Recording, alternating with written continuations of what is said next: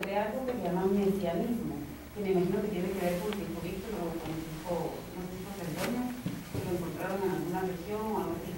Pero yo lo encontré realmente ¿verdad? Como una práctica poco ortodoxa del cristianismo. Y entonces, no, de verdad, yo necesito hacer la relación entre los judíos y los cristianos, porque el documento habla de cristianismo y para mí eran dos cosas totalmente diferentes. Es que prácticamente para casi todos los teólogos católicos, si bien no fue visto así por ciertas partes del pueblo judío, para todos los teólogos católicos Jesucristo es el Mesías anunciado por las antiguas escrituras, por lo tanto la continuidad es relativamente obvia. O sea, el primer buen judío que es cristiano es Cristo. Bueno, tiene eso. Pero yo no soy experto en Sagradas Escrituras, pero por lo poquito que he leído al respecto, algunos teólogos dicen que había como 2 o 3 grupos de judíos, del punto de vista religioso, en el momento en que Jesucristo nace. Estaban los que estaban esperando un liberador temporal, o sea, que estaban esperando el Mesías, el Salvador, como sinónimo de aquel que nos va a salvar del Imperio Romano. Esos eran los celotes, y el pobre Barrabás, que siempre queda como malo, en realidad era un jefe revolucionario que sería bien visto a la luz de cualquier teoría revolucionaria en última instancia. Era un poco violento el hombre, pero no, sus intenciones no era un asesino o un ladrón como a veces se lo coloca, era parte de los celotes, y los romanos lo tenían preso porque hacía, digamos, acción subversiva tras subversiva, luchaba contra el imperio, ¿no? Y los seguidores de Barrabás estaban esperando que Jesucristo los liberara de Roma, que es una gran desilusión, ¿no? Cuando justamente la liberación es otro aspecto, ¿no?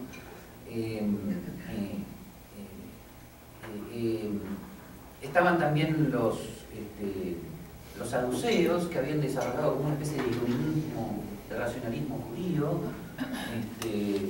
Sé poco de ellos, pero tal vez Víctor nos pueda ayudarme. Negaban un poco la trascendencia del alma, era una visión más temporal, ¿no? Pero menos revolucionaria.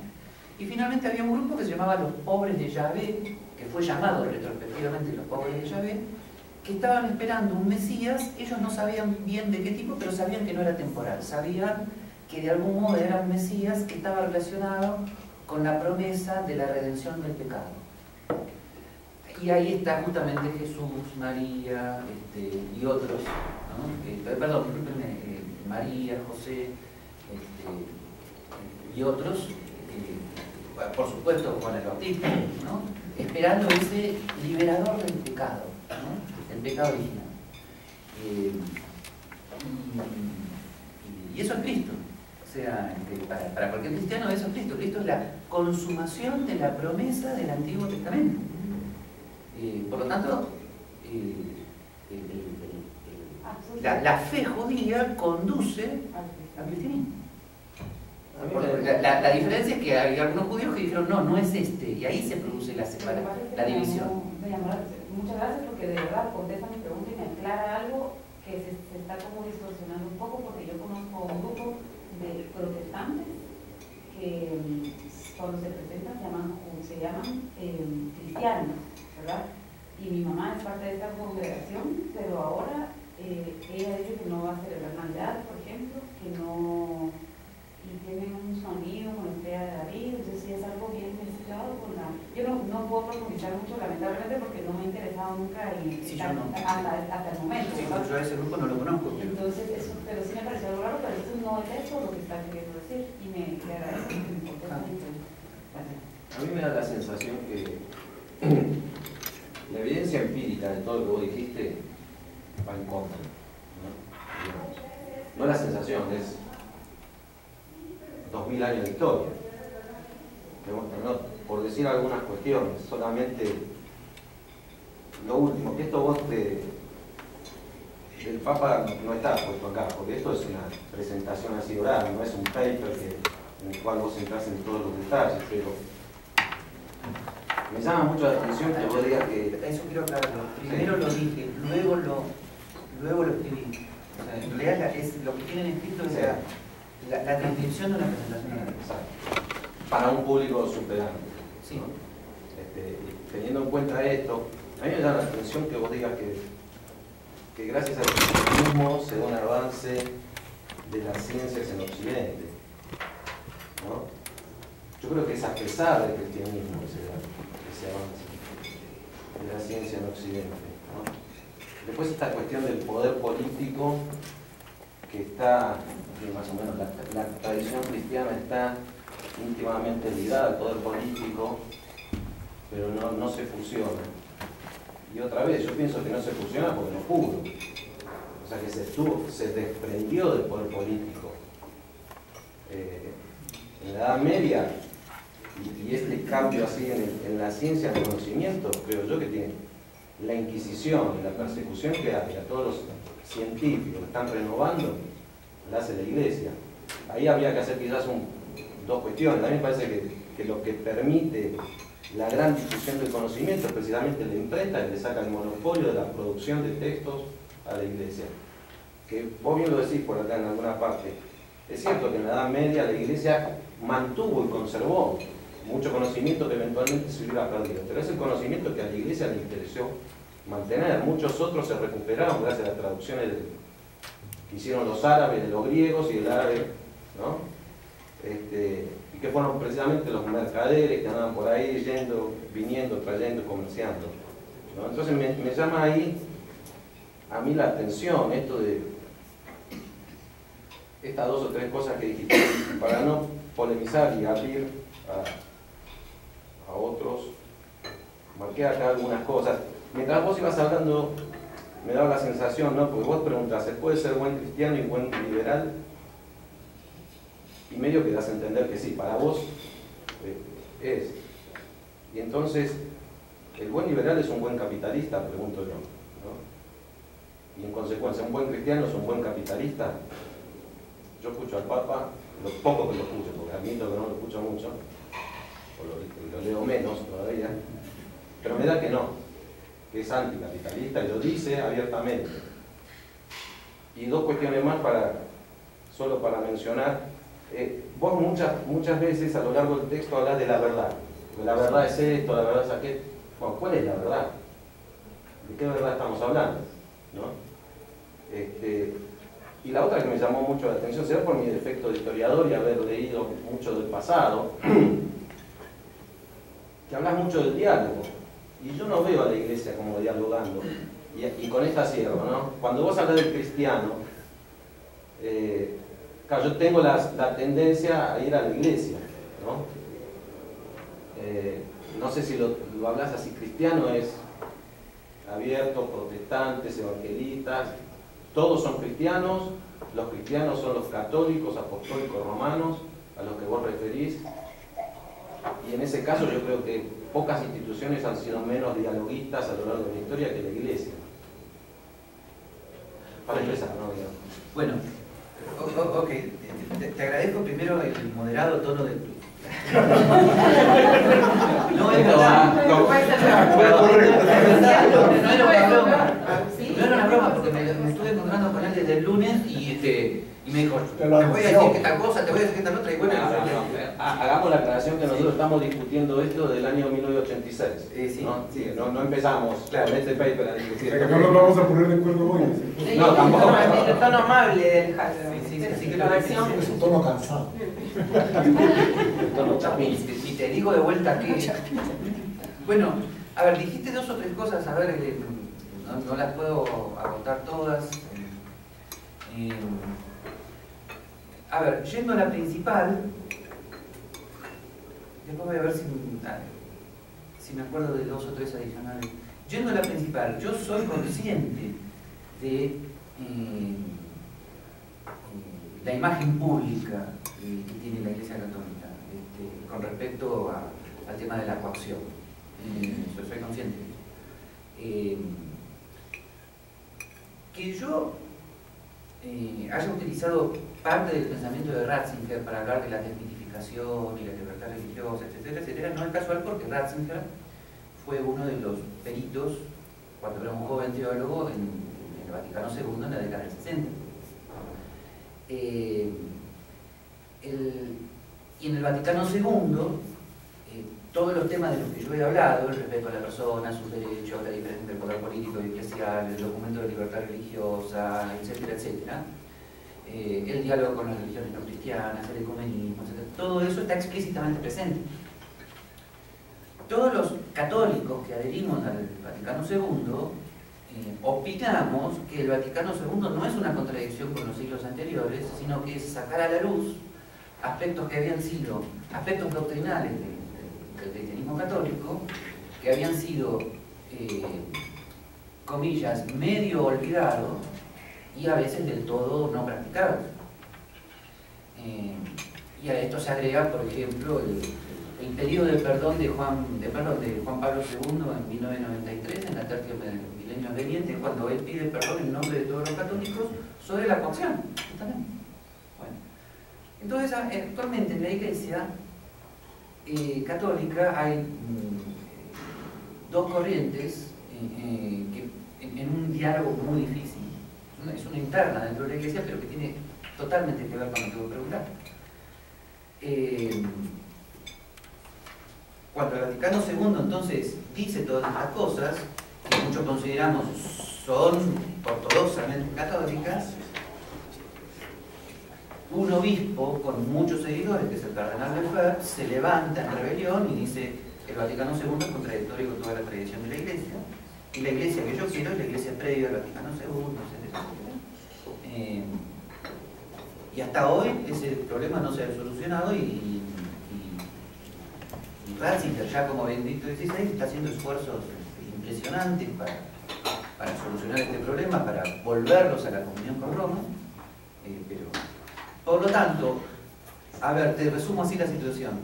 Un no creyente que ve este debate, a ver, si yo me pongo en el papel, si yo me pongo en el lugar del no creyente, el no creyente no va a tener más remedio que decir: o tienen razón Ratzinger y Gabriel sobre el Vaticano II, que es coherente con la Iglesia anterior, o tiene razón Lefebvre. Si tiene razón Lefebvre, vos tenés razón. Si Lefebvre no tiene razón, tengo razón. Gabriel.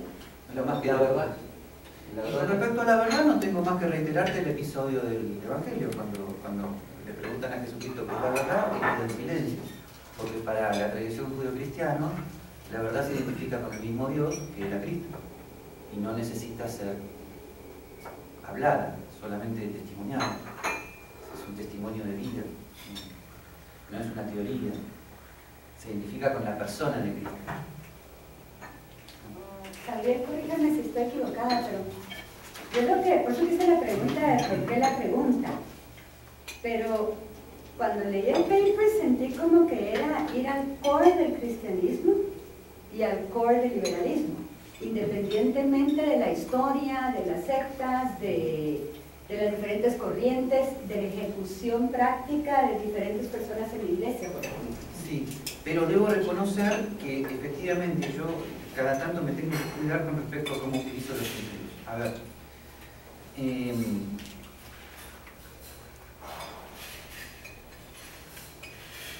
a veces utilizo cristianismo y liberalismo cuando no voy a dirigir un público católico y protestante. Y a veces utilizo catolicismo y liberalismo, y a veces no lo uso bien. O sea, a veces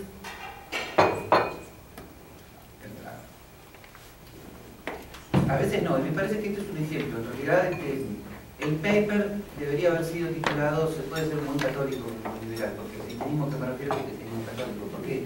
Porque el primer punto que pongo sobre el tapete, que es el diálogo razón y fe, es el diálogo, es lo que produjo una de las cosas contra las cuales Lutero se puso en contra.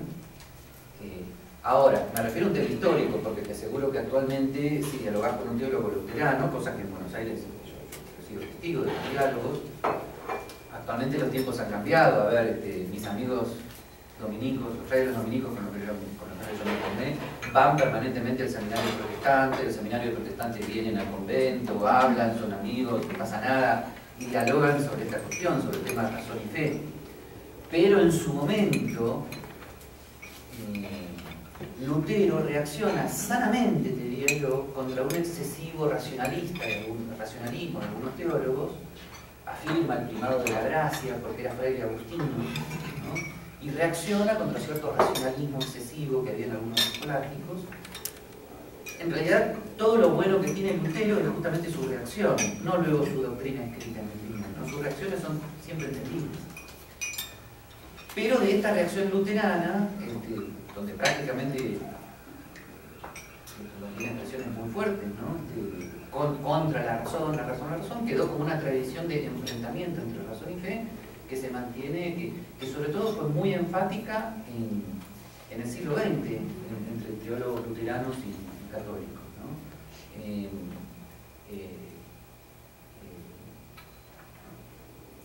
A ver, para decirlo concretamente, para cualquier teólogo católico, por más que diga que no, aunque cite otros autores y aunque su juego de lenguaje sea diferente, siempre hay algo muy similar a lo que hizo Santo Tomás. Una presentación de la razón griega en diálogo con toda la patrística y toda la escolástica que había llegado hasta el siglo XIII, como parte de los fundamentos de la razonabilidad de la fe. Es todo eso lo que dice Santo Tomás en la Suma Teológica y en la Suma Mercantil fundamentalmente. Y eso te aseguro que es el punto de quiebre habitual con cualquier teólogo protestante, Santo Tomás. O sea, todo depende acá de un poco de estrategia, pero te aseguro que si yo me pongo a debatir con un teólogo luterano, ¿no? Si yo quiero que nos pongamos a debatir con todas las cartas sobre la mesa, si yo quiero que el diálogo sea fructífero pero difícil, le saco el caso de Santo Tomás. Y ahí se comienzan a producir las diferencias. Ahí es donde me va a decir, no, eso no. Me lo va a decir amablemente, hermano Gabriel, ¿no? Pero Santo Tomás siempre va a ser un punto de quiebre, porque es la unión entre la razón y la fe, ¿no? Y eso, y sin embargo, fíjense, por la experiencia personal de todos ustedes, la imagen popular de la fe es la no tomista. O sea, la fe se considera como una especie de sentimiento que no se sabe de dónde viene, y donde Santo Tomás no es eso de ninguna manera. Es fruto de un diálogo con la razón. Yo te quería preguntar claramente la definición de cristiano que usas, porque cuando haces la descripción de los rasgos va muy asociado a lo que estabas diciendo. Me parece que es más difícil ser cristiano que ser liberal, es más fácil. Pero ser cristiano, como lo definís, es tremendo, no creo que se pueda. Y haces muchas referencias a, por ejemplo, el cristiano que va a la iglesia racionalmente, cosa que creo que han de haber dos o tres, porque cabalmente es la actitud que el mismo Kant que citas en tu conferencia criticaba de gente que va y va por donde oveja. Entonces, no sé ese cristiano que te refieres, ¿qué quiere decir cristiano? Y si no es también una descripción de un ser un poco fantasioso, pues ideal, y no es el cristiano práctico, bueno, con lo que decía. Pero, a ver, si hacemos una diferencia entre cantidad y calidad, si vos estudiás a los teólogos cristianos, son todos como yo los describo, digo católicos. Toda la patrística es el diálogo de la razón y fe, hasta el siglo IV después de Cristo. Luego del Renacimiento carolingio para adelante, pasando por San Anselmo, llegando a San Alberto Magno, Santo Tomás de Aquino, luego los escolásticos españoles. Te aseguro que es una fantasía. Esas personas fueron reales cristianos y sus escritos siempre versan en torno a una aceptación racional de la fe. Y luego, ni que hablar los pontífices, permanentemente. Y Ratzinger tiene un diálogo, ustedes saben que él tuvo un diálogo con Habermas en el 2004 y con Paolo d'Arcais en el año 2000, un filósofo agnóstico italiano. Y lo primero que le dijo Paolo d'Arcais en el diálogo, que ahora está publicado, dijo: mire, cardenal, la verdad yo no tendría ningún problema con usted si usted me dijera que su religión es una religión como cualquier otra, pero usted tiene la peculiaridad, ¿sí?, como si fuera algo raro, de decirme que su fe tiene fundamentos racionales, y eso es lo inaceptable, dijo d'Arcais. Eso es lo absolutamente inaceptable. Y Ratzinger, con toda tranquilidad le empezó a decir, bueno, mire, pero eso es la tradición católica. Por lo tanto, hay una gran diferencia entre la fe católica y luego lo que mata al catolicismo, que es la versión popular de la religión, que es nada más que magia. Pero entonces sería que el título debería ser, se puede hacer un buen teólogo católico liberal. No, porque el Espíritu Santo sopla donde quiere y cuando vos hablas con cualquier persona que tenga verdaderamente fe y que no esté embebida en el pensamiento mágico y que no esté absolutamente atrapada por conflictos psicoanalíticos que identifican al Padre con Dios, etcétera, etcétera, cuando vos agarras a cualquier persona sencilla que tiene fe, siempre va a tener razones para la fe. Pero luego que en esa pena duda, tal vez me ha ayudado un poquito a la discusión. ¿Cómo definen razonar? Porque fíjate que cuando yo miraba tu documento y veo que los distintos intelectuales usan distintas formas, ¿verdad? A veces siento como que razonar es cualquier cosa que sale de tu cabeza, ¿verdad? Y a veces, y si lo ves en ciertos contextos, razonar quiere decir pensamiento no contradictorio. Entonces tenía curiosidad de cómo se define el razonamiento dentro del contexto. Bueno, en este contexto justamente esto implica asumir la historia de la filosofía occidental por razones totalmente comprensibles, porque yo no soy tan contrario a Kant como algunos amigos míos, por razones totalmente comprensibles, que todo el debate que venía de Descartes hasta Hume, Kant dice, bueno, basta con la metafísica clásica racionalista, desde ahora la razón es igual a física y matemáticas. Y la fe es la fe, pero no tiene razones, ¿no? O sea, Kant reduce la razón a lo físico-matemático, que es una herencia cultural que seguimos casi todos siguiendo. Entonces, el rescate de la razón que viene desde Edmund Husserl, fin del siglo XIX, pasando por el neotomismo y pasando por los neoaristotélicos, es el rescate de una razón que vuelva, y esto no lo voy a decir porque te vuelvo presente, que vuelva a la noción de razón que utilizaba el mismo Aristóteles en su filosofía primera, que luego fue llamada metafísica. O sea, una razón que no es solo cálculo, sino comprensión del ser, comprensión de lo que es el ser, la esencia, comprensión de la realidad, ¿está? A partir de la cual se razona. Por eso los filósofos siguen insistiendo, el ser humano se distingue de la máquina porque el ser humano piensa, no calcula. El ser humano comprende, no simplemente suma, resta, ¿no? Entonces, bueno, pero todo quiere decir, concluyo, que es necesario un rescate de la razón como contemplación de la realidad, como comprensión de la realidad, para luego volver a hablar del diálogo entre razón y fe, porque no podés hablar de la razón el diálogo entre razón y fe a partir de la razón kantiana. Tenés que volver a una noción de razón que logre evitar todo ese debate que se dio en la historia de la filosofía desde Descartes en adelante. Siempre he tenido curiosidad si Santo Tomás en algún momento hacía ver el razonamiento como un proceso de razonamiento no contradictorio, porque no lo logré encontrar, es decir, no lograba ver que dijera, bueno, pensar es no razonar contradictoriamente. Lo que pasa es que si él estuviera acá presente, no solamente hubiera comido mucho más que yo, sino que además te hubiera dicho, mirá, no lo aclaré porque eso es obvio. O sea, para Santo Tomás el principio aristotélico de no contradicción es un principio no solo de la lógica, sino de la realidad misma. Para Santo Tomás la realidad misma es no contradictoria, y eso tiene que ver con la noción de creación, porque Dios, creador, no puede crear lo contradictorio, porque Dios es la síntesis ontológica entre la razón y la realidad. O sea, Dios es el primer no contradictorio para Santo Tomás. O sea, eso es fundamental. Por eso el enfrentamiento de toda la escuela tomista con la dialéctica hegeliana. No tiene nada que ver, ahí es donde son paradigmas totalmente separados. Ahí yo le pongo un punto Santos, que es el problema para el cristiano que quiere ser liberal y para el liberal que ya es liberal siendo cristiano, y es el afán de lucro.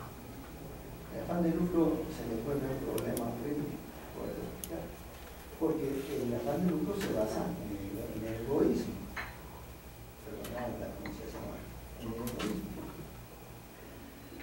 Y el egoísmo lo explica muy bien Aristóteles en la Ética Nicómaco, cuando él habla del egoísmo racional. El hombre racional, que vos recordás, debe amarse a sí mismo, porque seguido por su razón, no hacer acciones buenas y nobles y se va a beneficiar él mismo y a sus amigos. Pero el hombre perverso, esto es lo que es importante, el hombre perverso no debe ser egoísta, no debe amarse a sí mismo, porque rechazando la razón y siguiendo sus pasiones va a formar, va a dañar a los demás.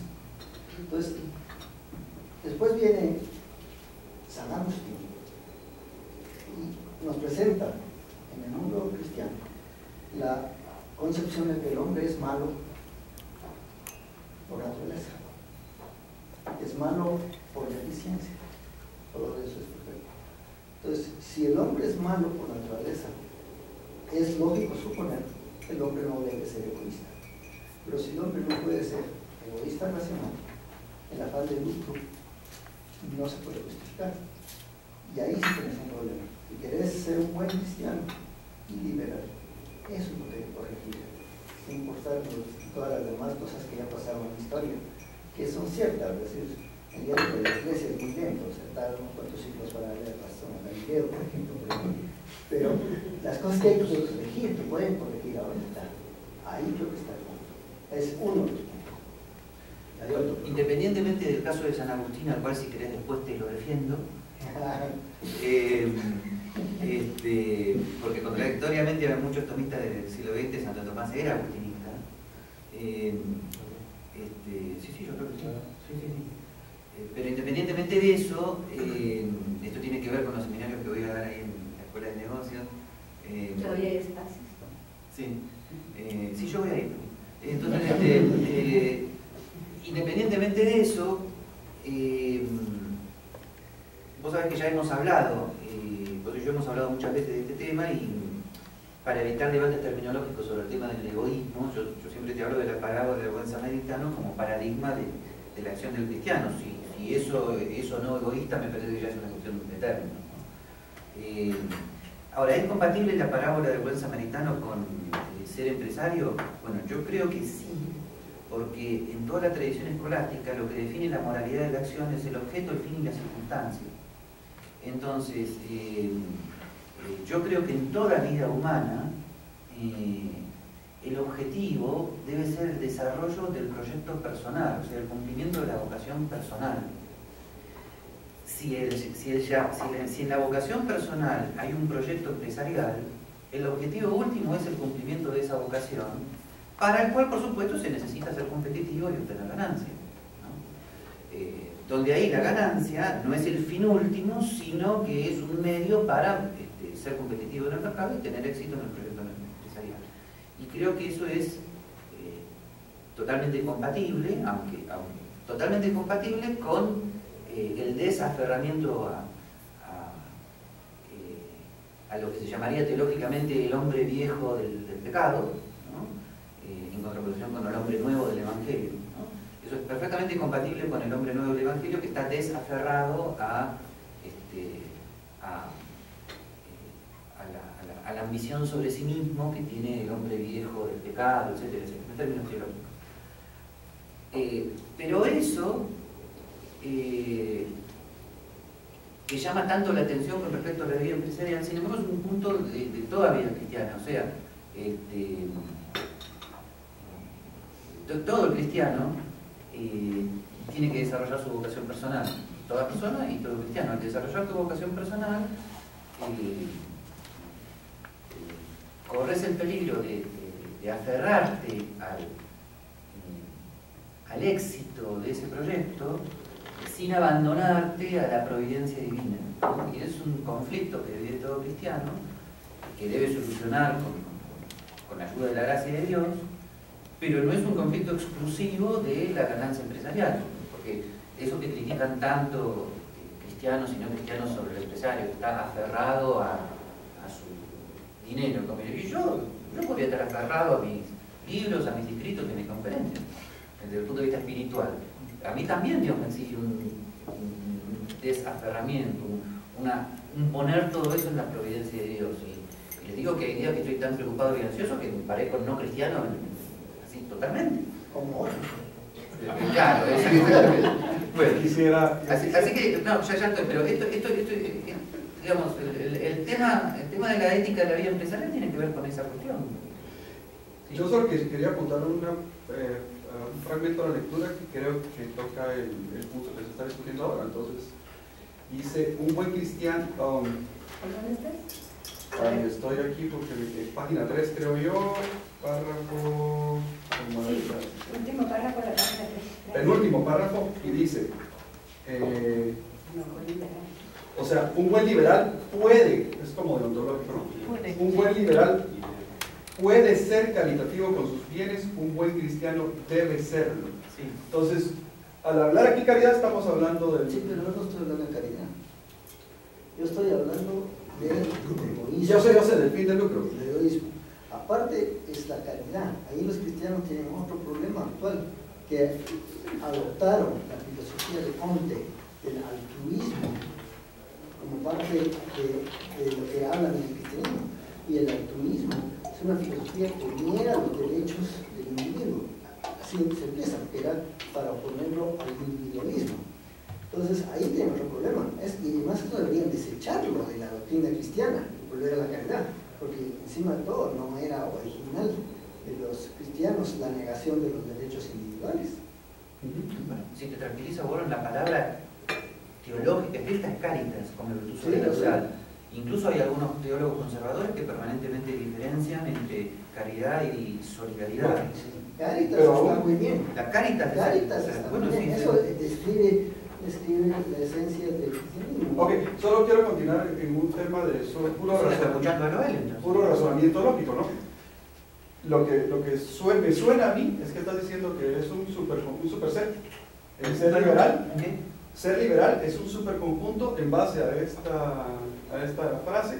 Es que ser liberal es un superconjunto donde la gente puede ser caritativa, pero dentro de ellos hay unos que libremente optaron por ser caritativos. Me da la impresión que ser cristiano, de hecho, responde tu pregunta que sí existe, por lo menos puede existir uno, y que Heidegger posiblemente es un lindo ejemplo de que él por ser cristiano es caritativo, y sigue siendo liberal porque él tiene el derecho de ser caritativo. No, o sea, lo que me da la impresión es que es más circunscrito la definición de cristiano que la de liberal. Bueno, a ver, hace mucho que no repaso mi lógica de clase, pero si lo planteas en términos de conjuntos, me parece que sería más bien una intersección más que una inclusión.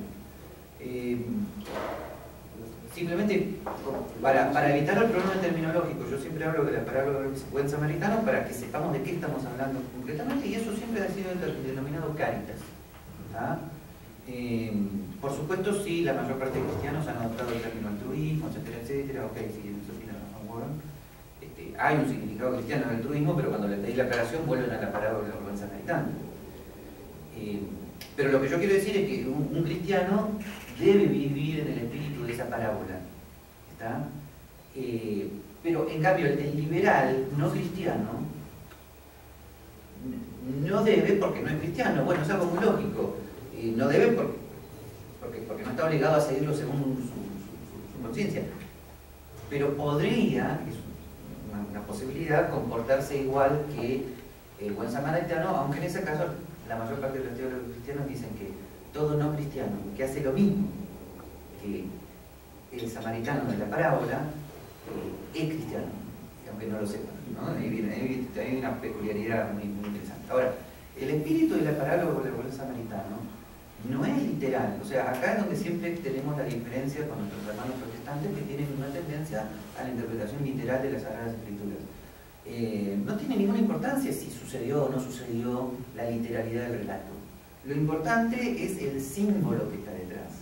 El símbolo es el dar lo mejor de sí mismo para el otro, y en ese para el otro encontrarse con Dios. Ese es el símbolo. Por supuesto es muy fácil decirlo, pero es difícil hacerlo en cada caso, concreto, etcétera, etcétera.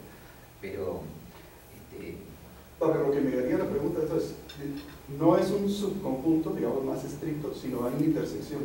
Entonces, ¿sí se podría ser un buen cristiano y al mismo tiempo ser no liberal?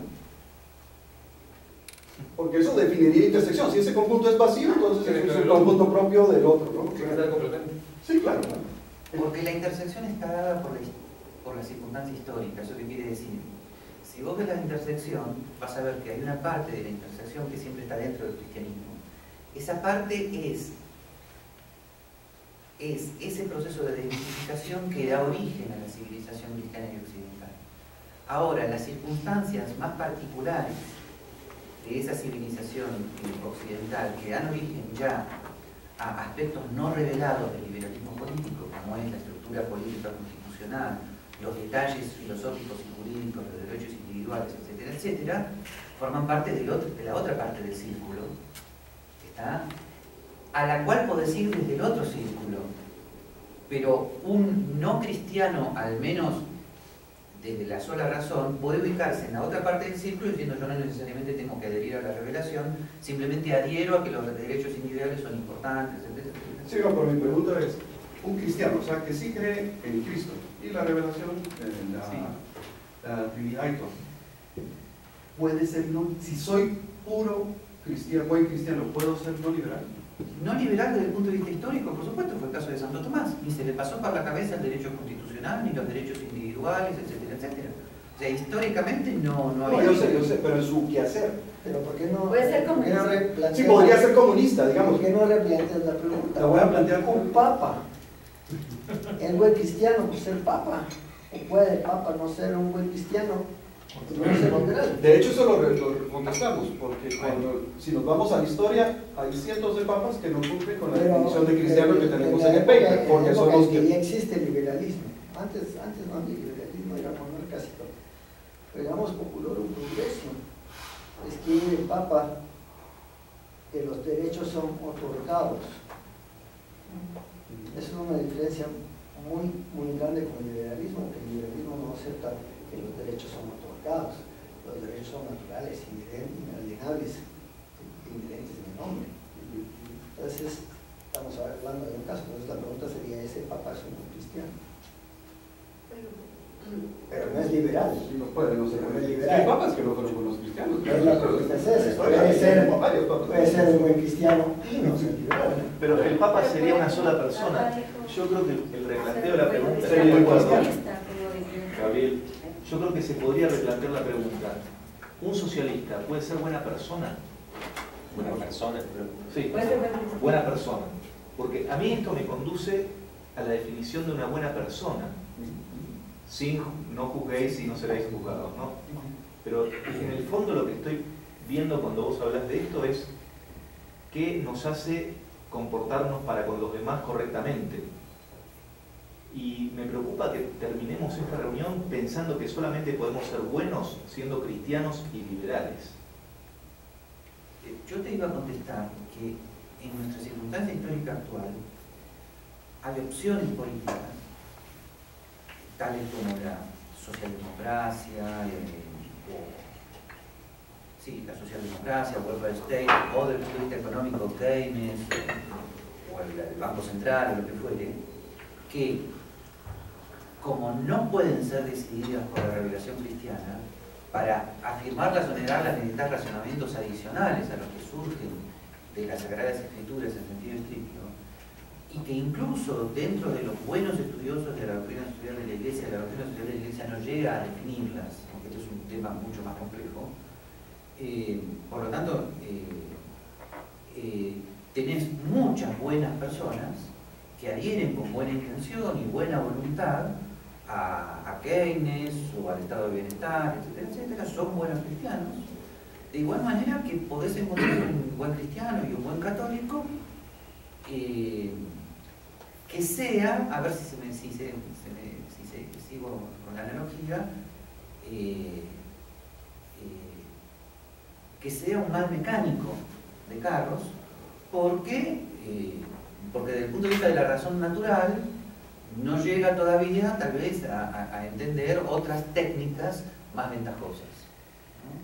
Entonces, en ese sentido yo creo que permanentemente nos encontramos con personas que están de acuerdo con esos paradigmas y la discusión es una discusión de razón. Yo no podría en buen juicio decir un keynesiano es un mal católico. Ahora, finalmente todo depende del nivel de la conversación, ¿no? Hasta dónde llegás, pero mi primer debate con el keynesiano va a ser la teoría de la moneda y el crédito de von Mises, que además no está escrita desde las Sagradas Escrituras precisamente. Ahora, supongamos, ahí viene el tema, que tengo, y esto me ha pasado, me pasaba. Ahí sí. Supongamos que el keynesiano, que me ha pasado, me llega a decir que es keynesiano porque es cristiano, ahí entonces el debate va a ser otro. Ahí el debate va a ser, mirá, yo no soy keynesiano porque sigo a von Mises, y von Mises no se deriva directamente de las Sagradas Escrituras, me refiero a la teoría del monetario crédito, pero no es contradictoria con. Y entonces me dicen, no, la tasa de interés, la avaricia, no, estás equivocado por 1, por 2, por 3, ¿ves?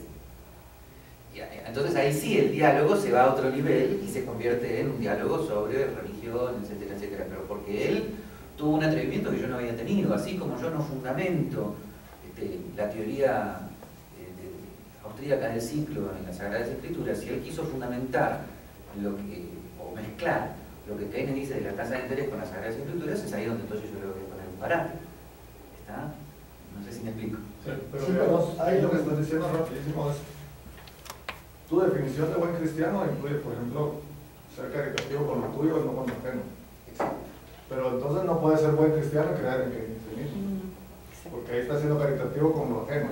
Entonces, o socialista. Sí, existe la cohesión, pero históricamente la comprensión de ciertos temas es compleja. Por lo tanto, yo no puedo afirmar que un católico fue un mal católico porque siguió usos y costumbres de la época que todavía no estaban bien discernidos a lo largo de la evolución del conocimiento del derecho natural. Pero el problema es que estás particularizando. Pero saquemos lo particular. Según tu definición de lo que sería ser un buen cristiano, vos podrías demostrar que estaría en contradicción con ser un buen socialista. Y que por lo tanto no puede ser las dos cosas a la vez. Y que tiene que elegir. Eso le podrías enseñar, digamos, en la discusión. Y ahí una vez lo sacas de su error, tiene que tomar una elección de carácter moral. Y según tu documento, tiene que ser liberal para que se mantenga siendo un buen cristiano. No podría ser un buen cristiano y otra cosa. Bien, a ver. En general, cuando yo trato temas de doctrina social de la Iglesia que no fue escrito, yo distingo entre los principios más universales y los principios más universales de la doctrina social de la Iglesia que vienen de un diálogo de la teología moral católica con las Sagradas Escrituras. Hay que distinguir eso de principios que vienen de las ciencias sociales pero que no se derivan directamente de este análisis de las Sagradas Escrituras. En el tema de la propiedad, los teólogos, si querés, cristianos se han dividido entre los que presuponen que prácticamente la propiedad en común es un resultado directo de las Sagradas Escrituras y que la propiedad privada es como mucho una porquería histórica que hay que tolerar, pero sacársela de encima lo antes posible, y los teólogos que han opinado que hay una noción de propiedad privada compatible con el mismo núcleo central de la teología cristiano-católica, ¿no? Porque acá también los protestantes coinciden muchas veces. Bueno, pero de ese núcleo teológico no se puede deducir necesariamente todas las implicaciones de la propiedad a nivel del proceso de mercado. Entonces hay aspectos de la teoría del proceso de mercado o de hasta dónde llega la propiedad en el tema de los intercambios que no se derivan necesariamente de ese núcleo central y son por lo tanto más opinables en relación al núcleo central de la fe. Por ejemplo, hasta dónde llega la propiedad en temas como externalidades, bienes públicos, etcétera, etcétera, es un tema que depende de la ciencia económica, depende del paradigma en el que estés ubicado, pero donde ya no le podés pedir a la teología moral que lo decida en relación a las Sagradas Escrituras, es pedirle a las Sagradas Escrituras demasiado. Así que vuelvo a decir que en ese sentido, si alguien opina que el mercado no puede ocuparse de externalidades y bienes públicos, yo no le puedo decir directamente que es un mal católico, porque no está diciendo nada en contra de las Sagradas Escrituras. Ahora, lo que sí yo puedo hacer después es Eso a nivel así de debates de doctrina de la Iglesia. Ahora, es verdad que en este escrito yo desarrollo una noción de propiedad que es el principio cristiano de no agresión. No se puede invadir al otro porque solo Dios es fiel, solo Dios es dueño, etcétera, etcétera. Y es verdad que eso, en relación a lo que habitualmente dicen los teólogos y los pontífices, yo creo que estoy diciendo algo que va más allá de lo que habitualmente ellos dicen. Y yo lo digo porque considero que es verdad, y bueno, y que Dios me proteja, no sé si me explico. Posiblemente dentro de 200 años esto sea un escrito absolutamente olvidado, y chao, o posiblemente generó algún tipo de nueva opinión pública dentro de la Iglesia, y no sé, o sea, pero sí, yo creo que lo que yo digo no es contrario con la fe católica, pero te reconozco que los pontífices todavía no lo dicen. Ahora, perdón, somos muy sensibles a lo... Bueno, ok, después pasamos a ese tema, que ya hemos llegado a importantes acuerdos terminológicos. Pero esperen. Un ejemplo. ¿Qué cosa? Juan Pablo 30 te va a canonizar. Yo les aseguro que mi máxima esperanza es que no me comulguen. Mi máxima esperanza es que no me comulguen. Pero les doy un ejemplo. El documento de libertad religiosa, que es un documento de 1965, que es la primera vez que en el Vaticano II un pontífice firma libertad religiosa, ¿tenía antecedentes? Claro que tenía antecedentes. A ver, en Bartolomé de las Casas tenemos antecedentes. Sí. Y luego, ¿quiénes fueron sus antecedentes más importantes? Algo que pocas veces se estudia, que es el conjunto de liberales católicos franceses del siglo XIX, que eran amigos de uno o dos liberales católicos ingleses, uno de los cuales era Lord Acton. Ese sí es más conocido. Los otros, en cambio, son Montalembert, Lacordaire, Ozanam. Se podría incluir ahí a Tocqueville y a Constant, pero más indirectamente. Los que directamente se metieron en discusiones, en debates de avanzada con el catolicismo de su tiempo fueron estos que acabo de decir, y precisamente sobre temas como libertad religiosa. Pero ahí quedaron. Algunos se salvaron de la condena pontificia, pero por un milímetro. Otro, que fue Antonio Rosmini, le hicieron una jugarreta tan maquiavélica y pareciera que me decimos de contarla, y fue condenado por el pontífice por un tema teológico, y era tan público y conocido que esa condena era totalmente injusta, que finalmente Juan Pablo II, con Ratzinger como asesor, tuvieron que levantar la condena y reconocer explícitamente en un documento firmado por ambos que la condena había obedecido a una incorrecta hermenéutica de los escritos de Antonio Rosmini, que, como ustedes sabrán, es prácticamente un liberal clásico católico italiano de fines del siglo XIX, aparte de filósofo y teólogo, que, en opinión de algunos, si sus opiniones hubieran sido escuchadas, el Vaticano II se hubiera adelantado 100 años. Pero ultraconservadores de la época le hicieron una jugarreta espantosa y lograron su objetivo. Entonces, bien. ¿Cómo? ¿Tienes esperanza? No me estaba comparando con Rosmini. No, lo que quiero decir es que ciertas cosas, que en determinados siglos hay ciertos autores católicos que dicen ciertas cosas que son aceptadas después. Mientras tanto, apretar los dientes y ahora esperar. A ver si te fui siguiendo bien. Yo creo que quizás el punto del paper es, vos estás planteando algo que a vos como cristiano, que yo diría que quizás tenés que poner un título así como ser el líder del cristianismo del siglo XXI o algo así, a vos mismo, siguiendo al comandante Chávez, el socialismo del siglo XXI. Porque si la fuente son las Sagradas Escrituras, ¿no?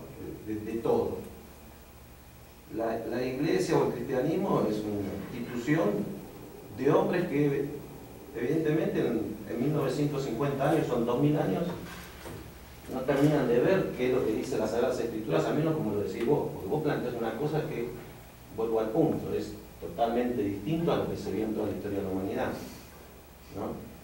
Y claro, vos haces la salvedad muy, yo diría, muy particular, que dice, bueno, todo depende de tiempo y circunstancias. Con eso es como que, bueno, ¿sabes? Hubo papas que fueron a la guerra de religión, persiguieron a judíos, persiguieron a musulmanes, mataron a vírgenes, mataron a... Y bueno, no, pero eso era el papa, pero era la iglesia, pero Santo Tomás decía una cosa y... Bueno, o la iglesia es todo, derivado de las Sagradas Escrituras, que son la fuente de todo este conocimiento, y entonces la interpretación que estás haciendo vos es completamente distinta. Mismo recién acabo de decir, bueno, algunos que se animan a proponer algo diferente le hacen un juicio o algo así. Entonces, evidentemente acá no hay nada de diálogo, ese diálogo que vos hablás acá no existe para la iglesia, ¿no? Y entonces la cúpula o la jerarquía determina cómo se interpreta eso, ¿sí? Y después vos, que sos un osado, te animás a plantear cosas totalmente distintas, bueno, y vos mismo decís, bueno, espero que no me excomulguen. Por el solo hecho de pensar, ¿viste? Pero acá en el paper vos hablas de siglos, de que gracias a esto la civilización occidental ha progresado, gracias a la iglesia. Y en el caso nunca dije tan así. Bueno, gracias al encuentro del paradigma cristiano. Acá hasta parece determinista, ¿no? En las páginas. Acá parece determinista. En este texto no se pronuncia la palabra judeo-cristiano. Yo recibí una versión donde no se habla de judeo-cristiano. No se habla de los griegos, no se habla, ¿no? De todo parece que nació con el cristianismo. ¿Por qué te cambié la actriz? Salvo que Carla me haya dado otro paper. Yo decía otro paper. Pero puede ser que yo lo fíjate. Yendo una cosa muy particular. Puedo decir una sola cosa. No podría haber surgido sin el encuentro entre la razón y la fe. Es decir, que toda la civilización occidental, sin ese encuentro no podría haber existido. Suena a dos cosas importantes. Espera, tranqui, que no tengo tiempo de contestar todo. Espera. A ver, primero una aclaración. El texto que recibieron es prácticamente la transcripción, porque yo voluntariamente decidí no cambiarlo, de la conferencia dada, que era una conferencia elemental. ¿Está? Bien. No eso lo que decir errónea, pero simplemente no pude entrar en detalles porque era una circunstancia para un público muy amplio.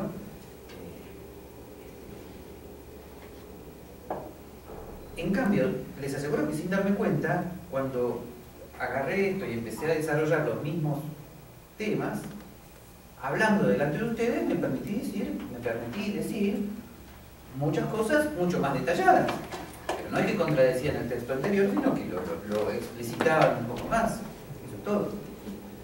Ahora, yo sé, Alejandro, la conclusión a la que querés llegar, que no es incompatible ser liberal y Zanotti. Ok, yo sé que vos querés llegar a esa conclusión, pero obviamente... No, yo voy a otra que vos ya sabés, pero... Sí son incompatibles. Pero no, a ver, es verdad que yo reconozco que estoy... A ver, es verdad que yo reconozco que estoy diciendo cosas que todavía ningún pontífice dijo, pero sin embargo, fíjense que las fuentes que cito son fuentes católicas tradicionales, son no solamente Sagradas Escrituras, sino lo que se llama tradición y magisterio de la Iglesia. Tradición en cuanto a la escolástica, y el magisterio de la Iglesia que finalmente deriva en el Vaticano II. O sea, a ver, y volvemos al anterior. Cuando, mira, te voy a hacer esta secuencia más o menos. Cuando Pío XII, Juan XXIII, Pablo VI, Juan Pablo I, Juan Pablo II, Benedicto XVI, comienzan a hablar todos de derechos personales, respeto a la dignidad de la persona, distinción entre Iglesia y Estado, etcétera, etcétera, etcétera, no leyeron a Zanotti II. Luego, ¿de dónde lo sacaron? O había una tradición católica anterior que los fundamentaba, o como dice Lefebvre, son herejes. No sé si me explico. Sí, pero otra vez. Son herejes. Tardaron mil años, tardaron por lo menos 1000 años en darse cuenta de eso. Entonces la pregunta es, ¿lo hacen porque estaba escrito ahí? Estaba escrito antes. archivado 1000 años, se dan cuenta en los últimos 50 años, me estás hablando vos, ¿es porque el mundo los lleva a eso y cada vez tenemos menos seguidores y mejor ayornémonos porque nos quedamos sin negocio? ¿O? Por eso son pero entonces no es que ellos son los creadores de toda esta civilización que vos estás mencionando. ¿Entendés? Es decir, es como el político que hace un discurso, después va y hace todo lo contrario, pero en el discurso no dice, les voy a robar, los voy a explotar, los voy a estafar. No, voy a hacer el camino que sigue a la puerta de mi casa y ustedes votenme porque yo los voy a estafar. No, no dice eso. Entonces después saca del cajón, acá está lo que hicieron hace 1000 años, ¿qué hicieron durante los últimos 1000 años? Bueno, no estaba escrito, estaba incoado, estaba en una tradición donde verdaderamente estaba en potencia. Fue explicitar lo implícito. Lo que pasa es que en la explicitación de lo implícito, las circunstancias históricas juegan un papel fundamental, somos seres históricos. Como la revelación judío-cristiana no es una revelación política, nunca pretendió ser la revelación de un sistema político. Jesucristo desilusionó a aquellos que le pedían incluso la determinación de un sistema político, la liberación de Roma, no dijo ni siquiera nada concreto con respecto a los impuestos ni la esclavitud, nada concreto con respecto a esos temas, pero lo que sí hizo Jesucristo fue dejar semillas que luego lentamente el pensamiento judeocristiano, la escolástica, comienza a sacar a la luz, ¿no? O sea, si la revelación judeocristiana hubiera sido directamente política, evidentemente tendrías razón, como decir, y mira, acá estaba pero se lo olvidaron. No es que se lo olvidaron, no estaba en acto, estaba, y esto es Aristóteles, estaba verdaderamente en potencia, en un proceso de explicitación donde la circunstancia histórica fue indispensable. Podría estar en potencia para los cristianos o para cualquier otro que no era cristiano también. Sí, pero estás olvidando la naturaleza de la iglesia. Es decir, creo que un error que se está cometiendo en la mesa es pensar que la iglesia es una evolución continua. No fue así. Siempre hubo grupos que discutían y diferían entre sí. Y al principio la solución a esas diferencias fue por las armas y declarar herejes a los cristianos que perdieron, pero no eran herejes, eran otros cristianos que opinaban de distinta manera. Y la escolástica era de las tendencias de la iglesia la más racional, porque las demás no lo son. Y sí discutieron muchas cosas, pero no necesariamente lo que los escolásticos contribuyeron es el fundamento de la iglesia como está actualmente, sino que son los pensamientos. La ventaja que tuvieron es que no los declararan herejes, los persiguieran, los mataran, y que ahorita eso es impensable. Entonces, yo creo que lo que está haciendo Zanotti tiene campo, es decir, para él, no lo podría hacer yo, pero él puede dentro de la iglesia a olvidarse un poco de los pleitos que hay ahí y plantear una nueva interpretación y corregir los errores que tenga. Eso lo puede ser él, eso lo puede ser alguien que está ahí metido, no alguien que está desde afuera. Y yo creo que ahí es donde deberías darle todo. Mi pensamiento es muy similar al de Gabriel en varias cosas. Yo creo que sería una utopía pensar que la iglesia desde su fundación hizo todo bien, interpretó las cosas bien, nunca cometió errores y su mismo paper lo dice. Sería una utopía pensar en un mundo sin envidia, sin problema, etcétera, etcétera. O sea, eso no es realista. Lo bueno es, por ejemplo, y realmente no es un tema que he estudiado, así que soy muy ignorante en esto y por eso me encantó leer y venir a esta charla hoy. Hemos visto, por ejemplo, a Juan Pablo II llegar a pedir perdón, ¿verdad? Por siglos de errores y crímenes cometidos contra personas, ¿verdad? Por la iglesia. Entonces, eso es lo que yo creo. Tal vez la autocorrección se tarda demasiado, tal vez ha habido un costo humano fuerte, pero sí creo que esa es la manera que lo hacen. O sea, tienen que estar replanteando y redefiniendo qué fue lo que realmente quiso decir Cristo. ¿Será que interpretamos esto bien? ¿Será que hicimos esto bien? Y tal vez un paper como este o una persona así ayuda a liderar y a poner eso más sobre la mesa. Tengo un tío que es sacerdote y una vez estábamos hablando sobre los niños que mueren antes de ser bautizados porque verdaderamente se mueren muy rápido, ya sea antes de nacer o literalmente naciendo y muriendo, y no, entonces van al cielo o no, ¿verdad? Y había una conversación sobre eso, y se decía que no van al cielo, como los que, ¿verdad?, estamos en gracia y tenemos los sacramentos y todo lo que nos enseña la doctrina. Y un día viene y nos dice, no, es que ahora se enseña que sí pueden ir al cielo. Entonces mi comentario, yo tenía como 25 años, fue, sí, es que ahora ya cambiaron la regla, ¿verdad? Porque para algunas personas puede parecer que la Iglesia Católica va cambiando la regla según le va conviniendo o no. Entonces el comentario de mi tío fue, se estudió más, se dialogó, se hizo esto fue lo que se ha definido ahora, no es que ya cambiaron la regla. Cuesta entender un poquito, ¿verdad? Y yo también he sido muy crítica en algunas ocasiones, siendo católica, de la Iglesia Católica. Yo miro 1000 cosas ahí que no me tienen sentido y que siento que pueden mejorar. Pero creo que es una utopía pensar que no van a haber ese tipo de errores graves a lo largo del tiempo de esta y de ninguna otra iglesia o religión. Yo tenía una duda, de hecho tengo dos dudas, pero tal vez primero planteo. ¿Cuál es tu definición de altruismo y si consideras dentro de tu concepción que el altruismo es igual? Bueno, a ver, hasta mis debates terminaron con Warren. Yo, por altruismo, entendía la parábola del buen samaritano. Acepto las correcciones de Warren, como diciendo, ahí la palabra altruismo confunde.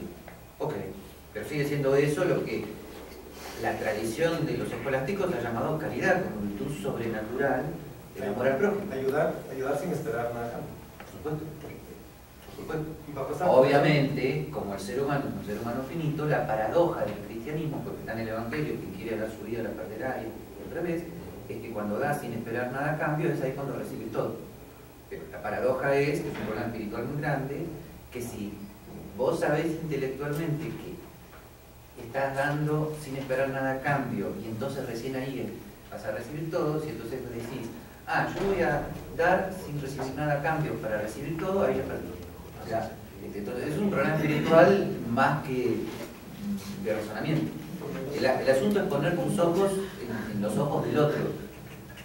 Ahora, esto que te acabo de decir, para que veas la confluencia entre razón y fe, este tema de poner los ojos en los ojos del otro, fue prácticamente el leitmotiv de los filósofos del diálogo judío de la posguerra. Me estoy refiriendo a Martin Buber y a Manuel Levinas. Levinas con el rostro del otro, Martin Buber con su famoso libro Yo y Tú. O sea, y eran pensadores judíos no cristianos de la posguerra, no cristianos epocalmente, porque lo que decían era la explicitación filosófica de la parábola del buen samaritano. ¿Tú dirías que la definición de buen cristiano es...? Solo me dejas seguir con la... Es que te estaba a preguntar eso para preguntar. Sí, es que tenía nada... El motivo por el contexto del altruismo es porque... lo vas a decir de broma, pero es en serio, ¿verdad? Yo estoy trabajando ahorita en un artículo donde me pareció simpático el título: se puede ser un liberal sin entender sobre biología. ¿Sin entender sobre? Sobre biología y sobre evolución. Porque ahorita y aquí hay un debate interno, obviamente casi que perfecto, ¿verdad? Pero tenemos gente que yo siento que cuando metemos a la mezcla de discusión el tema sobre la evolución, que obviamente algunos cristianos no creen en el proceso evolutivo, ¿verdad? Yo creo que sí se complica un poco la cosa, porque digamos la biología creo que sí le da un lugar al altruismo. Sí le da un lugar a las manifestaciones sin interés, por lo menos a corto plazo, ¿verdad? El argumento es que a largo plazo tal vez se está esperando algo, pero creo que el altruismo sí puede manifestarse como algo real en el mundo biológico, ¿verdad? Entonces, cuando se habla de que lo que tenemos que hacer es sacar el altruismo para que entonces sea coherente, a mí me cuesta eso también, ¿verdad? Porque sí leen un rol en el altruismo, ¿verdad? O por lo menos tanto como el egoísmo.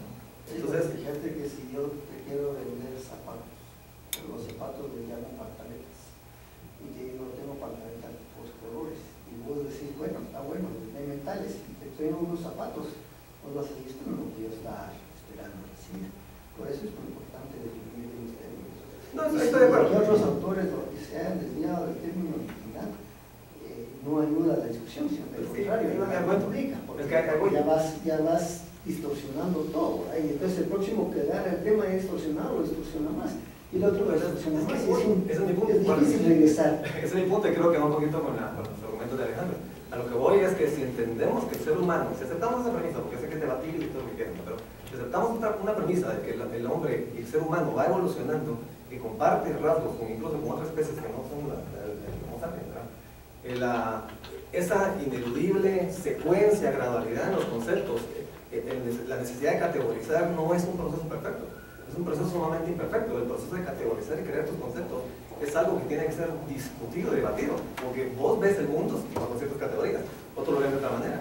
Si ves, por ejemplo, el argumento naturalista de los derechos, a mí me sorprende cuando dicen los derechos son naturales. Bueno, y lo primero que pensás cuando ves el concepto natural es en la biología del ser humano. Y si te das cuenta hay una gradualidad en el proceso evolutivo. Entonces yo siento que los conceptos, aunque pareciera muy fácil definir un concepto y que todos digamos aquí es blanco, aquí es negro, creo que el hecho que somos producto de un proceso evolutivo hace que ese debate sea sumamente complejo. Nos tenemos que poner de acuerdo, no te vamos a poner en línea.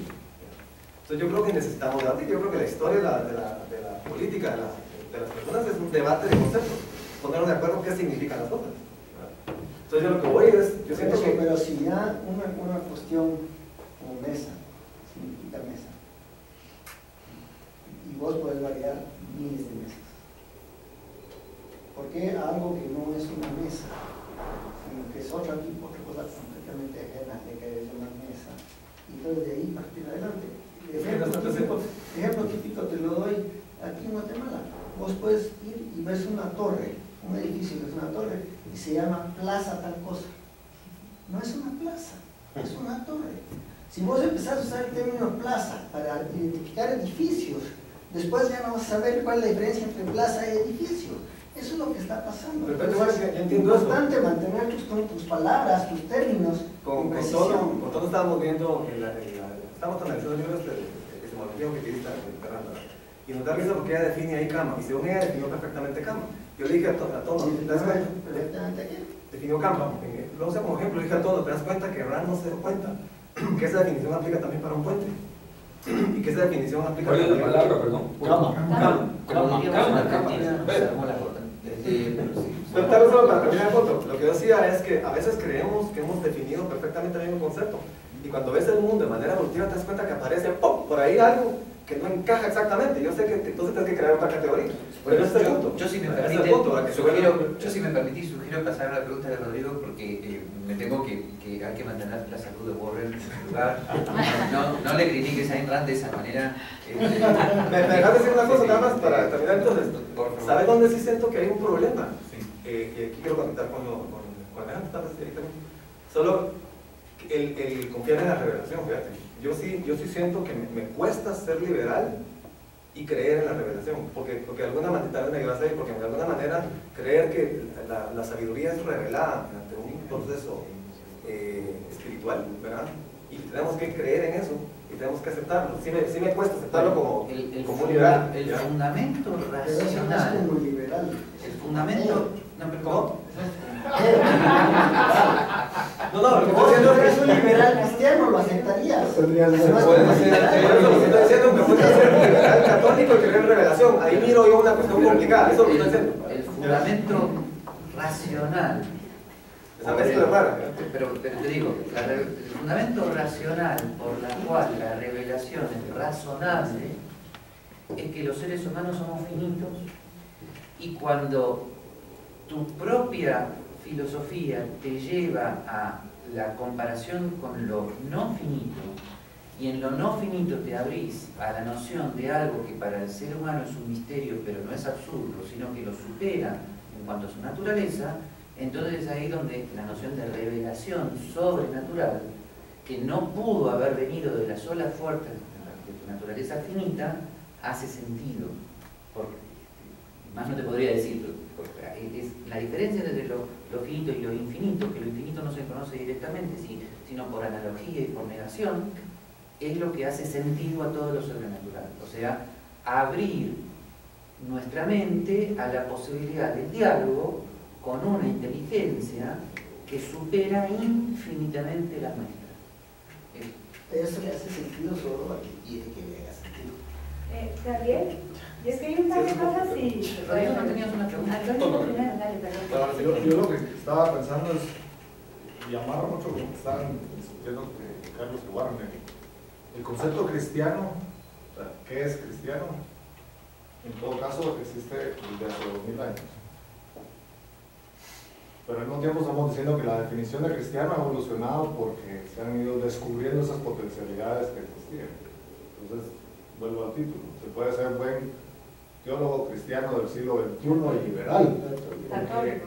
Sí, católico del siglo XXI, porque imagino que un cristiano del siglo III no cumplía muchos de estos principios, de estas ideas de práctica, porque aún la definición no estaba suficientemente descubierta la potencialidad. Que ahí, disculpame mi conservadorismo teológico, pero habitualmente los teólogos católicos diferencian entre la evolución esencial o no, o accidental del dogma. Los católicos consideramos que todo lo que Jesucristo debía decir para nuestra salvación ya lo dijo. Y que por lo tanto, en ese sentido, la revelación, justamente porque es Cristo, está completada. Y en ese sentido no puede haber evolución esencial del dogma. Lo que sí hay es una explicitación histórica, accidental, de esa revelación que Jesucristo en su momento completó. Y en esta última categoría es que yo agrego estas cosas que te dije. Por eso, pero cuando tú decís buen cristiano, estás haciendo un juicio. No es la definición, se puede cristiano y liberal equivaler. Entonces estás hablando de cómo se ejercita, cómo se practica, y si el entendimiento de esas potencialidades, esa revelación completa, era incompleto, la práctica no puede haber sido tan compleja como es actualmente, y probablemente no lo sería como será en el futuro. O sea, ¿qué es buen cristiano? La definición de buen cristiano, que tú pones 5 puntos que no son completos, pero tú haces la observación. No son completos. Haces la observación claramente. Por mí. Por eso. Pero te aseguro que ningún teólogo católico los negaría. La pregunta es si alguien hace... Esto es común y corriente. Yo con mis amigos dominicos les empiezo a decir de esto, me miran como diciendo, no nos canses. No, lo que te quiero decir es, en el siglo III, alguien que hubiera hecho el mismo esfuerzo tuyo, hubiera puesto las mismas cosas, porque la práctica aceptada como un buen cristiano probablemente incluiría ir a la guerra, incluiría muchas cosas que no cuajan con el problema de la guerra no ha terminado. El problema de la guerra no ha terminado. Los cristianos siguen yendo a la guerra, lamentablemente. O sea, y una cosa, esto que voy a decir es muy antipático, pero no somos los católicos los únicos que tenemos este problema. O sea, los luteranos han quedado como tradicionalmente liberales porque se oponían a la Iglesia de Roma, pero te aseguro que el libre albedrío no entraba en la teología de Lutero y Calvino, y la libertad política no entró en la Ginebra de Calvino. Y los calvinistas eran absolutamente totalitarios, así que, perdón que sea antipático que no que estoy diciendo, pero en ese sentido todos los cristianos hemos tenido el mismo problema. ¿Cómo? ¿Y eran cristianos? Una pregunta con respecto a lo que dijiste recién, de lo que venía señalando todo esto de la evolución. ¿Vos decís explicitación histórica o es interpretación histórica de las escrituras? Pues bueno, son dos cosas distintas. Bueno, ¿no? Eso es otra diferencia entre cristianos, entre protestantes y católicos. Los católicos estamos convencidos de que Jesucristo, como sabía que desde el punto de vista humano podía haber tantas interpretaciones de las Sagradas Escrituras como seres humanos había, entonces consideró pertinente, razonable, acá toca ver el argumento de la razón y fe, dejar un criterio de interpretación sobrenatural de las Sagradas Escrituras, y por eso los católicos estamos convencidos que cuando Jesucristo dice a Pedro, confirma en la fe a mis hermanos, es la única y exclusiva misión que le deja. ¿Está? Cosa que se la dice después de que Pedro se arrepiente de las 3 negaciones. O sea, es algo profundamente importante y simbólico lo que sucede en las Sagradas Escrituras. O sea, una vez Pedro reconvertido a la amistad con Jesucristo, recién ahí Jesucristo dice, confirma en la fe a mis hermanos, ¿no? Y por eso desde el principio, hasta el siglo XVI y XVII, los cristianos tenían la tradición de que en materia dogmática la palabra de Pedro era seguir lo que Jesucristo había dejado como interpretación sobrenatural. Desde luego, hace falta mucha teología para distinguir entre lo dogmático y lo opinable. Y la mayor parte de episodios de la Iglesia que te desagradan no forman parte del dogma católico. Si formaran parte del dogma católico, te lo vuelvo a decir, Monseñor Lefebvre tendría razón. Si la declaración de libertad religiosa fuera contradictoria con el dogma, Monseñor Lefebvre tiene razón. Ahora, igual también una cosa, ¿no? Es decir, no es que solamente los cristianos tuvieron estos problemas o la guerra, todos.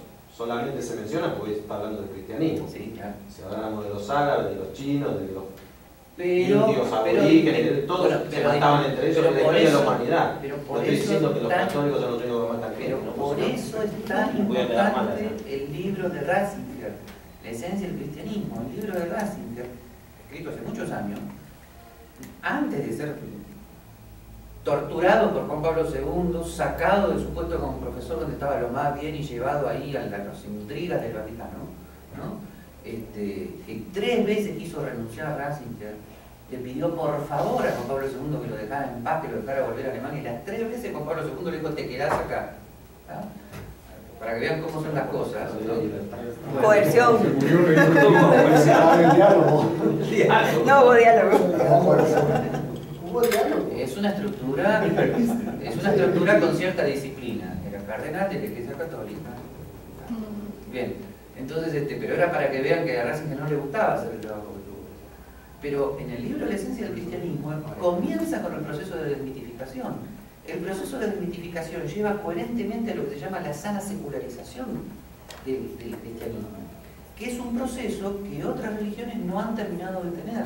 O sea, la fusión entre lo divino y lo temporal en otras religiones sigue siendo un problema doctrinal.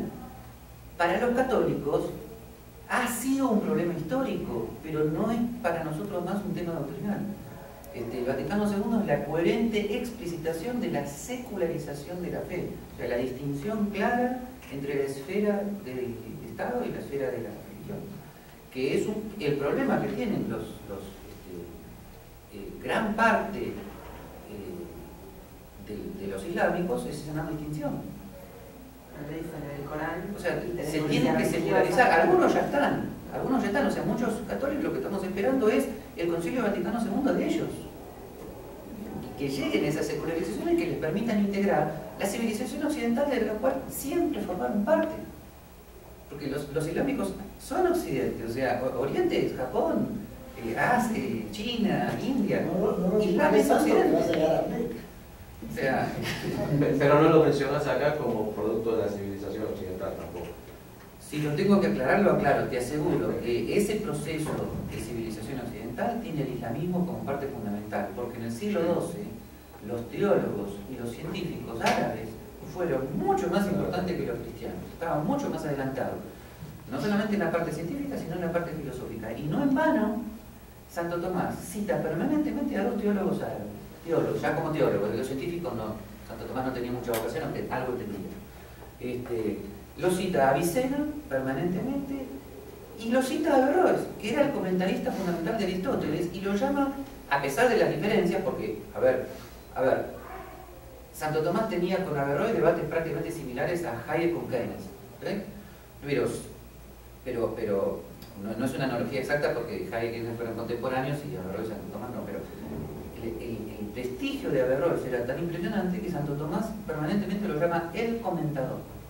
El comentador era Averroes, el filósofo era Aristóteles, ¿no? Para que vean que formaron y forman parte de la civilización occidental. El proceso de secularización es coherente con el islamismo. Lo que creo que les frenó intelectualmente el proceso es una vieja teoría que mantenía Averroes, que es el tema de la doble verdad, ¿no? Que podías tener una verdad en la parte natural y otra verdad en la parte religiosa que fueran contradictorias. Y eso yo creo que no nos permitió avanzar. Y también el choque con Occidente, ¿no? que van a tener, las guerras de religión que van a tener entre ellos, que hace que se cierren más y se hagan más dogmáticos. Sí. Por el temor del avance de estas ideas de Occidente, etcétera, hablo de 1500, 1600. Sí, se van cerrando mucho más. Sí. Bueno, sí. Me gusta cuando decís sí a todo lo que yo digo. Quedó grabado. Carla, ¿qué ibas a decir? Sí. Una pregunta, dos preguntas. Una es, entiendo en este concepto que Dios crea al ser humano, lo deja libre Y por esa idea de que es ser libre, ningún otro ser humano puede ser dueño de otro ser humano, si estoy en lo correcto. Y la otra es, ¿por qué dices que es no la parte económica y de bienes lo que el cristiano tiene que dar? O sea, yo crecí como católica en el Populorum Progressum y en el Mater Magistra, imagínense. ¿Te acuerdas de lo de que es más fácil que pase un camello por la aguja de no sé qué, que entre un rico al reino de los cielos? Y, ¿perdón? Esa cosa. Dice que es un problema de traducción eso, ¿no? Pero lo que voy es, me gustó muchísimo la interpretación y si nos puedes expandir un poquito. Bueno, comenzando por lo segundo, yo creo que para corregir la interpretación habitual, yo diría materialista,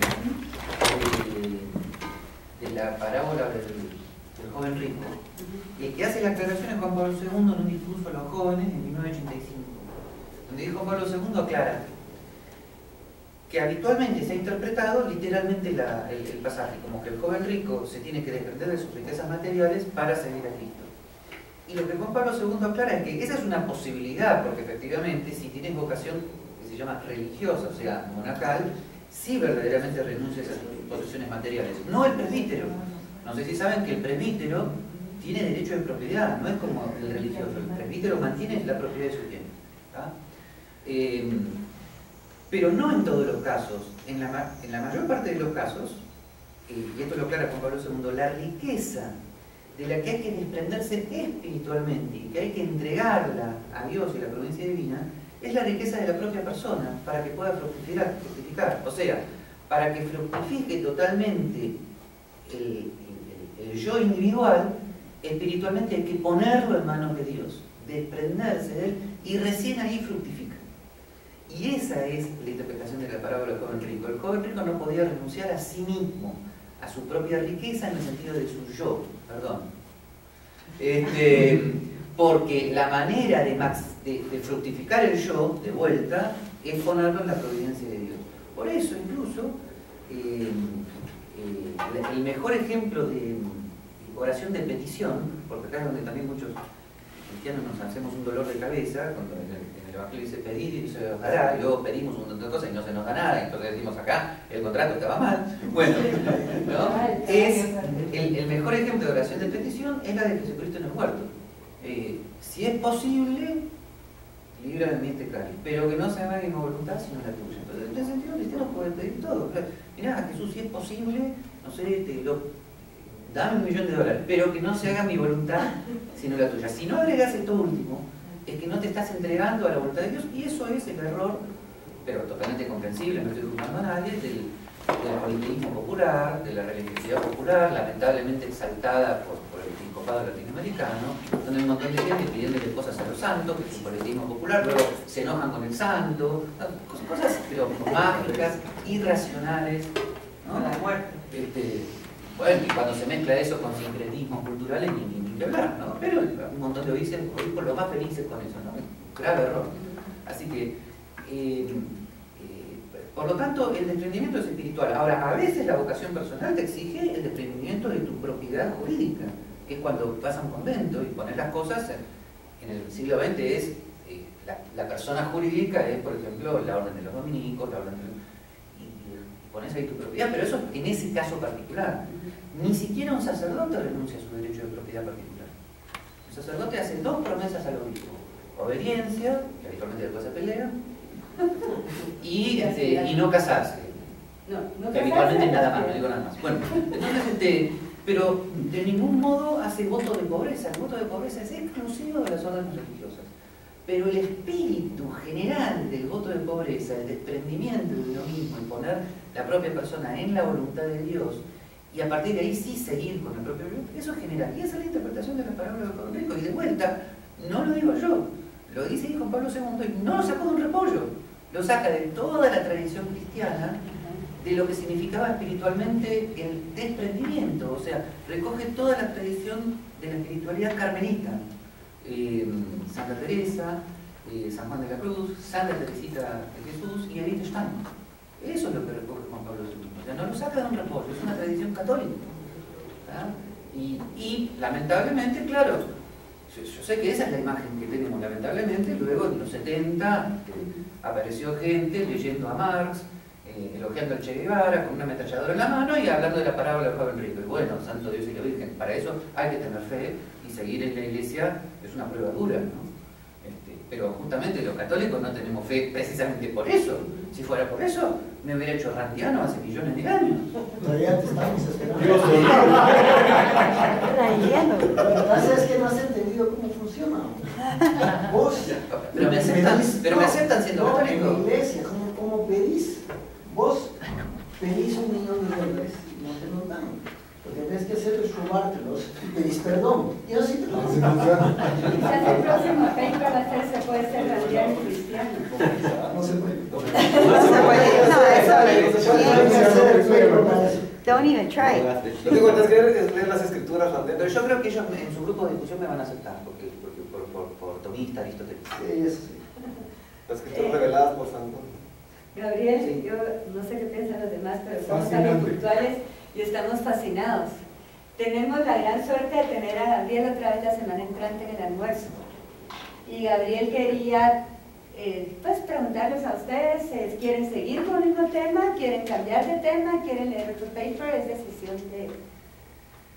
Pues yo la verdad, a mí me encantó el paper, pero sinceramente yo no sé nada de historia y la verdad es que me sentía así como viniendo a no aportar nada realmente. O sea, aprendí muchas cosas, otras cosas me perdí porque realmente no, o sea, a mí me encantaría como que seguir con el mismo tema, sin embargo yo no podría seguir como que a ese nivel tan alto de la discusión. No, si lo aceptan, yo puedo volver a un punto que me parece que giró todo el tiempo y sería aclaratorio y que yo prometo tratarlo lo más didácticamente que puedo, que es el tema de la desmitificación en Racing. ¿Qué significa ahí? Y eso sería una manera de seguir con el tema, elevándolo de nivel con la didáctica necesaria. O sea, me parece que sería una digna charla para profesores porque estaba en el fondo. ¿Hay un paper al respecto? Está, donde Ratzinger lo dice, ya está en PDF. El libro La esencia del cristianismo, en los primeros capítulos, lo encontrás y está en PDF. Se los envío. ¿No los envías? Sí, está A en mí me PDF. gustaría un poco más sobre los católicos tienen argumentos racionales. O sea, fue repetido varias veces, fue escuchado. Bueno, eso lo incluyo, porque Okay. en el tema de la desmitificación entra el diálogo entre la razón griega y el cristianismo.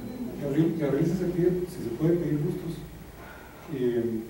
Para mí es complicado pensar en que yo puedo ser católico, cristiano, sin razón. Quizás puedo ser católico por fe y tratar de razonarla para aceptarla. Pero creo que ahí hay mucho como para discutir. Bueno, Y no sé si sería... Entra de vuelta en el tema. Pero es decir, es como tratar de ver qué es razonar realmente la fe. Según la postura. O qué es Pero si yo como, creer. A ver, yo no digo que voy a satisfacer tus expectativas, pero si yo como estudioso de Santo Tomás no pudiera decir algo con respecto a lo que estás diciendo, no sería estudioso de Santo Tomás. Santo Tomás es la respuesta de esa pregunta. Voy a decir. Gracias, Gabriel. Pero podés escuchar mejor el que viene. Bien. Primero Dios.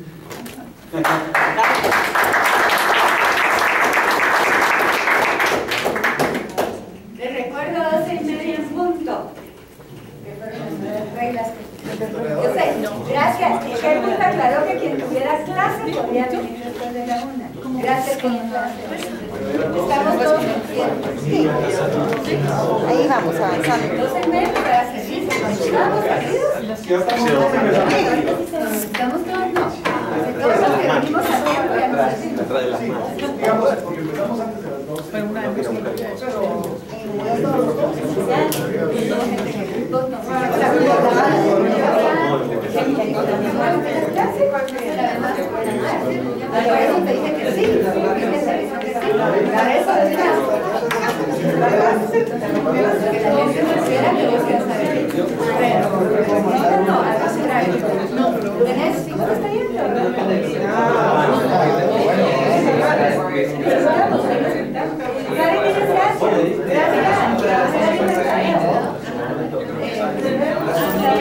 Gracias.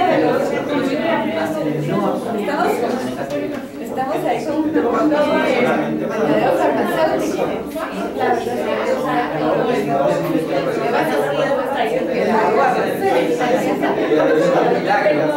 Sí, eso es un milagro.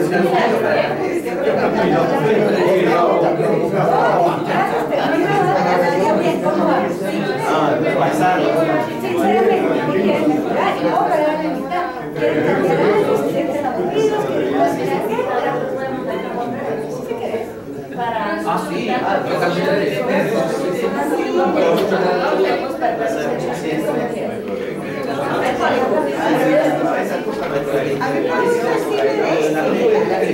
Bueno, tengo que ir a su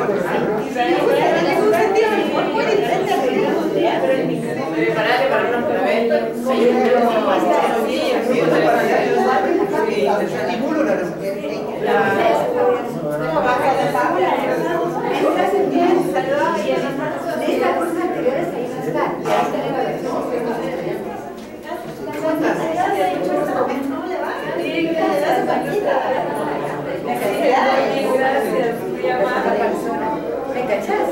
Es que cuando estaba ahí, cuando yo estaba en la voz, pero hasta que el uso se da, hasta que se da, se puede ver y se da hasta que todas las calificaciones han sido puestas. Ahorita me dio y a Pachani está en cursos anteriores y ahí me metí es lo que más me interesa, yo sé, pero quería saber cómo ya no tengo chance de ay, gracias. No, estamos de contento. Mucho gusto conocerte. Mucho gusto, ay, la verdad. Gracias, no sabes que sobra el Espíritu Santo de su marido. La verdad es que me encantó su paper, de verdad, o sea, no participé de nada, pero yo sé que sea muy fácil de leerlo, porque a mí a veces me da la plaza, bueno, es ¿todo está? Sí, ahí voy. ¿Y usted? ¿Está de acuerdo con el término calidad? ¿A niveles de acuerdo? ¿A que te voy a cambiar la sobre la calle? mire, voy a leer mis comentarios y después les puedo, si tengo dudas, hacer como porque yo solo vi los números.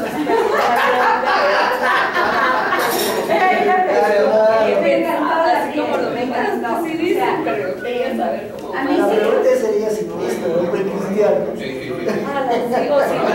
creo. Hay otro que. No sé, acá estuvo re bonito. Pero las preguntas, porque cuando di la misma charla, los estudiantes, las preguntas eran Sí. Esta sí era fuego, pero más es importante para que corrija su escrito. Gracias por todo. Adiós, mucho gusto. Ya está, ¿no? Con Michael Strom estuvimos viendo, digamos, qué es el proceso, qué es la lectura y qué es el deep meaning. Y entonces, como parte de lo que estamos haciendo es entrar al deep meaning, el significado profundo. Entonces, a mí sí sentí que No hoy. es el tip que te comes. no sabía que había una cosa que te comés que se llamaba tip. Sí. Pero es como, a mí me gustó porque sea o no sea, y me gustó lo tuyo, que yo esté de acuerdo con esto, yo puedo tratar de entender eso. Y ese entendimiento fuerte de un concepto me va a dar a mí un gran aprendizaje. Y me gustó mucho. Entonces, yo mira todo lo había rayado.